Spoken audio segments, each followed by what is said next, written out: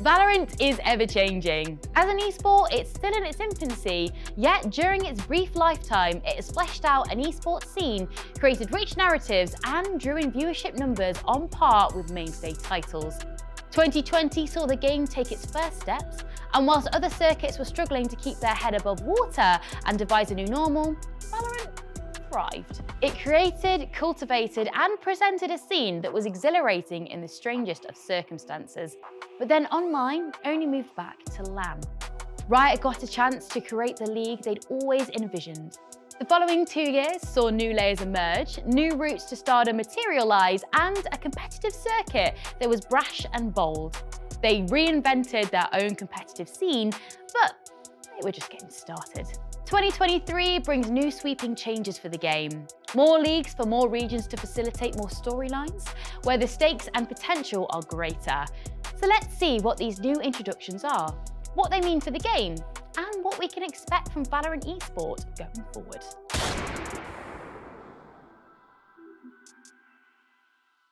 As I said, Valorant may be a young esport, but Riot are some of the most seasoned developers in the industry.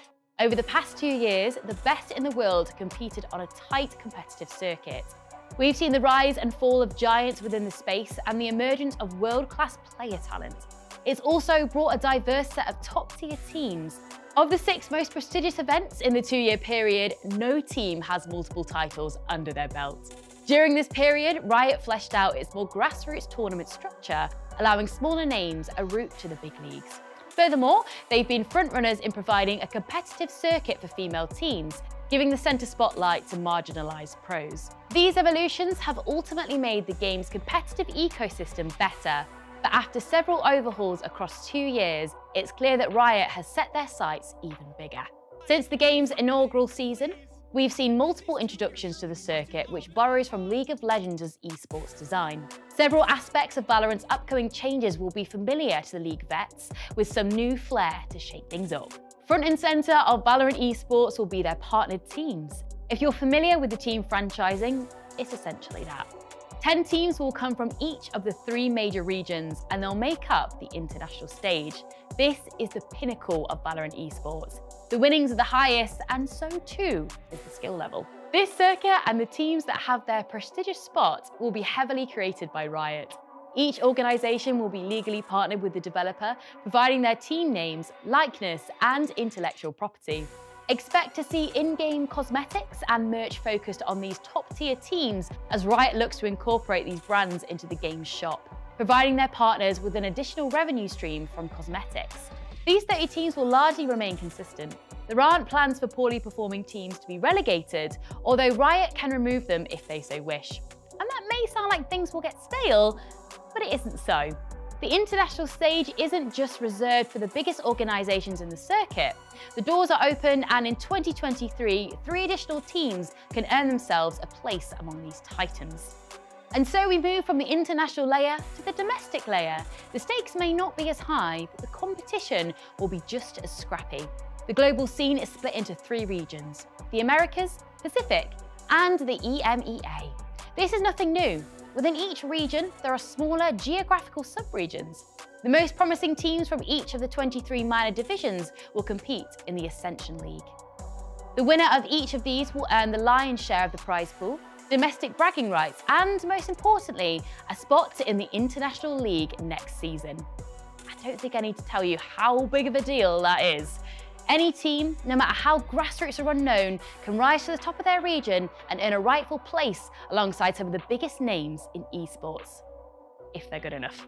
So that international level of 30 teams will grow each year as the best domestic teams rise to the top of the pile and earn their spot on the global stage.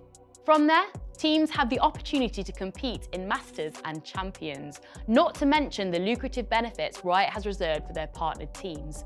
Anyone who makes it through this promotion, however, shouldn't become complacent, as this earned spot only lasts for 2 years. When that time is up, they'll have to do it all over again to get back into the International League. As mentioned before, Riot has taken big steps to provide tournament spaces and a competitive circuit for female-only teams over the past couple of years. 2023 will show them putting more resources and shining a brighter spotlight on such events, with the game changers acting on an ongoing cycle that also features vertical progression for the best teams from each region. Whilst the structure is not as extensive and elaborate as the male leagues, it's clear that Riot are serious and passionate about cultivating both a competitive pool of teams and a dedicated fan base for game changers, seemingly with the aims to further refine it as that side of the esports grows. One thing that both the male and female circuits feature, Riot wants these channels of progression and promotion through the different divisions. The past couple of years, we've seen some incredible narratives unfold from individual players and entire teams, success stories, rivalries, and underdogs against all odds. Riot don't want to just sit back and hope these tales unfold, but create a space where they are almost guaranteed to take place. And once they do, not just with these changes we've mentioned, but with something that is pretty unheard of in esports. They're opening the doors for pretty much everyone with the Premier Tournament concept. Before I go any further, I just want to preface this by saying that this isn't going to feature as a component in the 2023 season, but this will be the year when we hear the details and how this could integrate into coming cycles. Tests have been done and limited alpha versions were rolled out in November 2022 in the Brazilian region. The full release is uncertain, but given the implications of this mode, it's clear that this needs to work completely and fully, and if it does, it could be huge. So this is what Riot is essentially trying to pull with their Premier Tournament mode. Here is the previously most accessible section of the previous structure, but to get a spot in your sub-region's qualifiers, there's still a lot of hoops to jump through. Premier Mode does away with all the complexities of playing the game as an esport and gives a further progression point for those talented few who've reached the realms of Radiant and are left wanting more. Within the game, players will just need to band together and make a team, and they'll be placed within a division.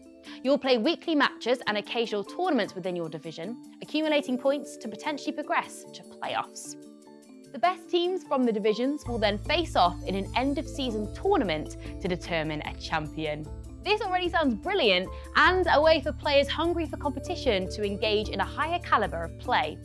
But it doesn't end when a winner is crowned. No. The best team earns themselves a place in the region's domestic circuit, and if they succeed there, a path that could go even further. Riot is still ironing out the creases in this mode, but when it lands, it could be a hugely exciting feature for many that sees more and more hot talent rise through the ranks and keep the state of competition fresh.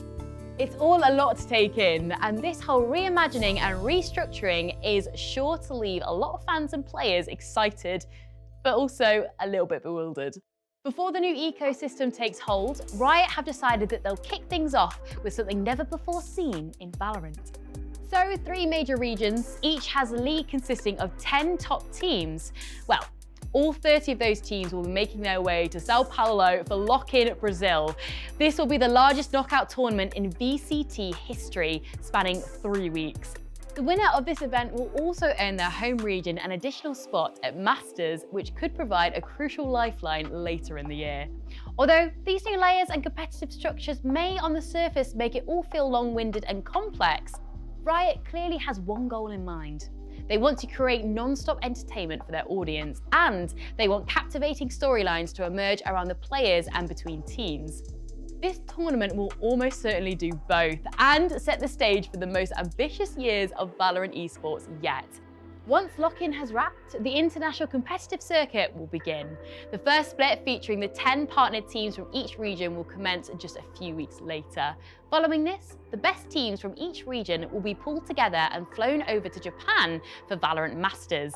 The top teams will receive, as well as a hefty cash prize, an invitation to champions. Following on from that, there'll be last chance qualifiers for the international circuit to net the last few spots in champions, building up to the pinnacle tournament of the year. Whilst all this is going on, so too is the Challengers Leagues, with teams across 23 sub-regions playing for their chance to appear in the Ascension tournament, as mentioned earlier, and fight for their spot in the International League.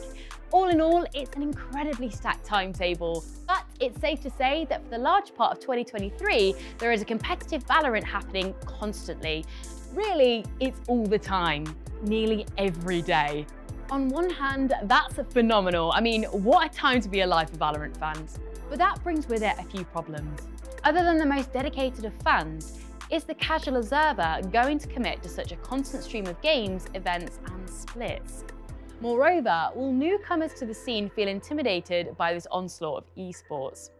The reality is that such a packed schedule isn't intended to all be digested. Realistically, most fans aren't going to watch each and every matchup and juggle all the different domestic leagues at once. But it's good to know that if you've got an itch to see something, chances are it's currently happening or will be happening in a matter of hours. But then another issue. What about the players? More events mean more on time, more success means more lands, which means more travelling and a higher risk of burnout. Are players going to be at their best if they are playing several splits in a row, followed by a high-stakes knockout tournament? Riot wants to see storylines, and so do we, but not the ones that push players to their breaking points. Not to mention any of these plucky teams that do manage to do the impossible and make the journey from challengers to a shot on the international stage. What if their story ends with a bad call on Riot's part? Over the past few years, we've had key games interrupted and restarting because bugs were abused. If Valorant is to realise such an ambitious future, these dividing decisions and game-breaking bugs need to be found, squashed, and have no chance to ruin any team's run. And with Riot looking to keep their partnered leagues in check, how they handle disciplinary action will be important. And those reservations are very real, and if left unchecked, could put a dampener on what may well shape up to be a very bright future for Valorant Esports. Riot have proved time and again that they want to make something special for Valorant and cater to the teams and their fans. If they manage to pull it off, 2023 may be the beginning of something special and the first step towards the game's very exciting future.